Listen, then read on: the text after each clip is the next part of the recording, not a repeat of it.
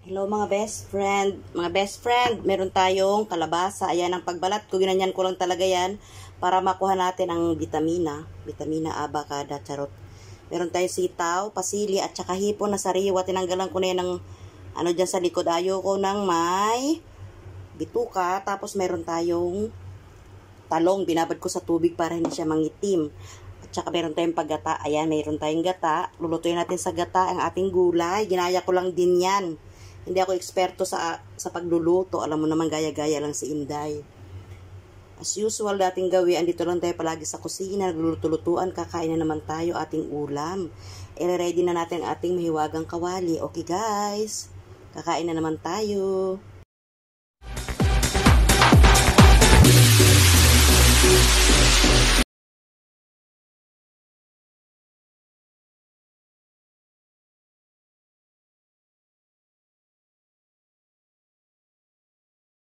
Ayan ang ating kawali. Ayan natin sibuyas.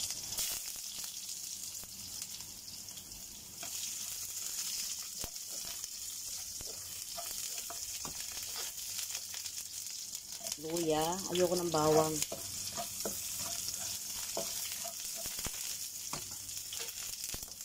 Kalabasa. Kasi matigas itong kalabasa eh. Unahin natin ang ating kalabasa.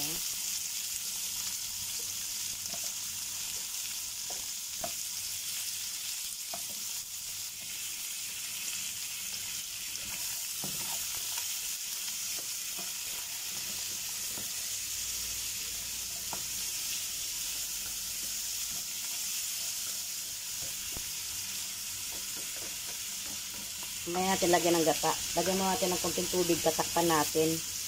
Yung sitaw at saka talong mamaya na din, saka yung sili. O, konti lang. Kasi tatakpan natin, tatakpan muna. Yan, check na natin.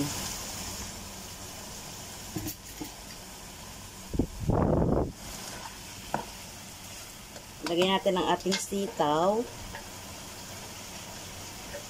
Sitaw, sili. Ayan. Ang ating talong. Siyempre gata, kailangan may sili. Pero yung sili, hindi yan ano-ano lang yan. Kunya-kunyarian. Para may ano na yung ating gagataan. Lagyan natin ng asin. Pampalasa. Haluin ng bahagya.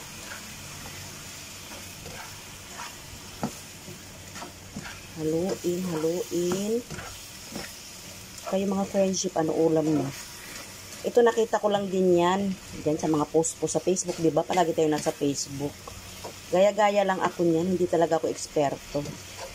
Tayo lang naman ang kakain. Hindi man ma-perfect yan. Ang importante busog tayo.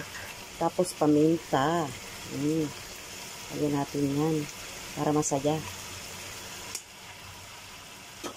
Ilagay na natin ang ating hipon. Ayan ang ating hipon. Hipon.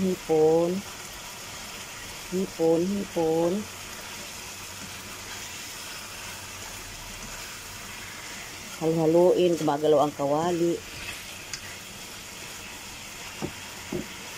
Gumagalaw.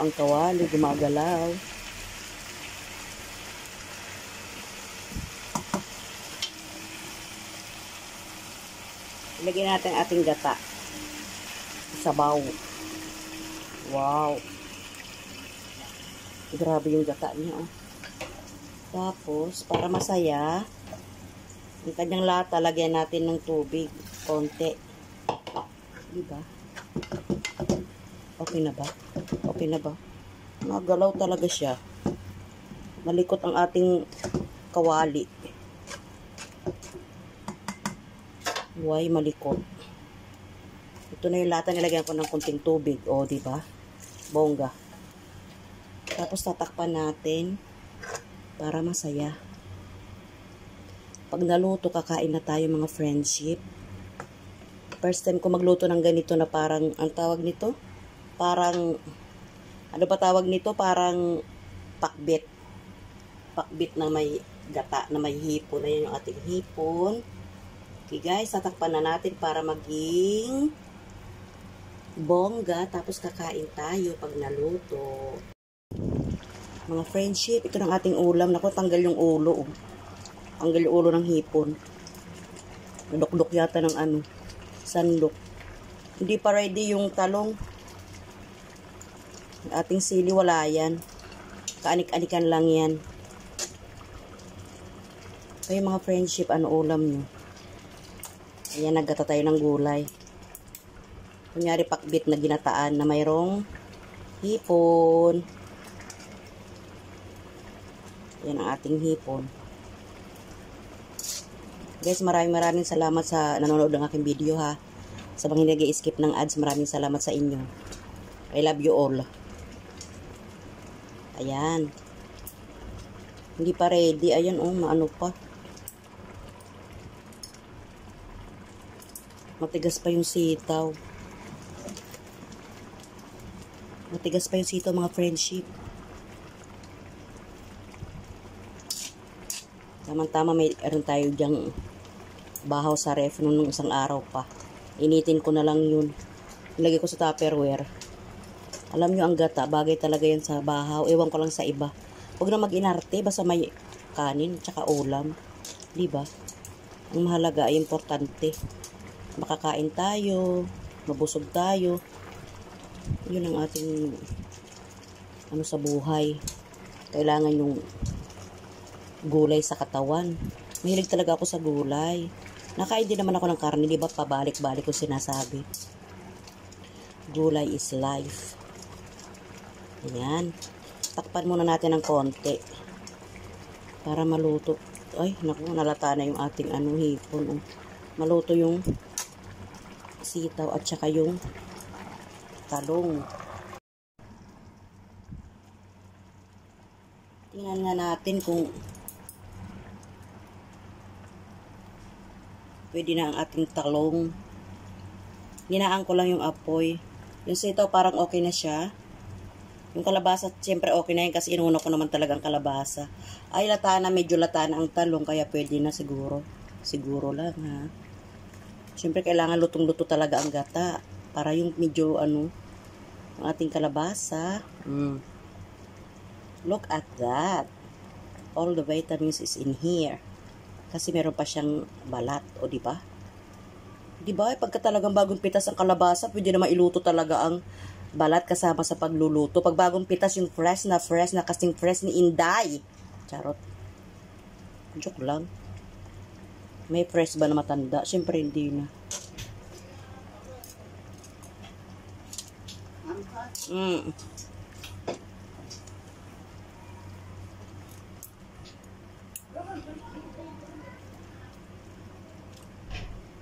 Pumasok yung amo ko. Nagdala ng kanyang bowl. Sabi niya, umkoy daw. Ganyan yan sila. Diyos ko, buyag. Thank you, Lord. Thank you, Lord talaga. Mabait sila, mabait sobra. Kaya lahat ng kabaitan nila ay, lahat ng pagrespeto ko ginagawa ko sa kanila. Siyempre, nakakapagod naman talaga maging katulong. Nakakapagod naman talaga. Aga-aga pa lang, kailangan pa sayahin mo na yung alaga mo. Kahit wala ka sa mood, sige, kumanta ka dyan ng mga children rhyme. Yun ang ano niya eh, yung nakakapagpasaya sa alaga ko. Nakikita niya akong masaya. Nakikita ko siyang napapatawa ko. O diba, ang saya ng buhay. So yan mga friendship, ang ating ulam. Ayusin lang natin kasi gagawa tayo ng thumbnail. Tapos, ayan. Tapos yung ating kalabasa dyan.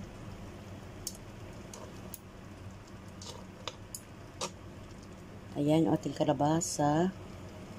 Tapos yung ating hipon para dyan. Ay, ano ba ito? Hirap damputin.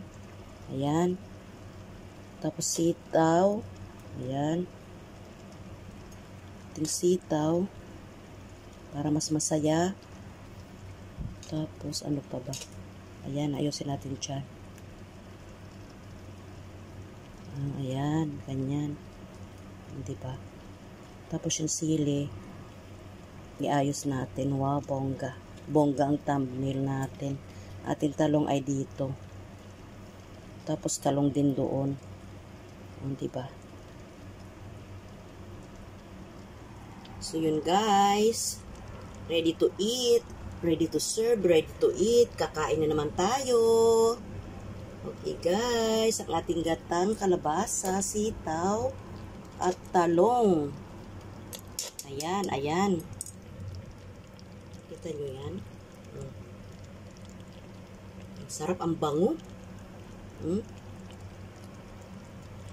Ang bango niya mga friendship.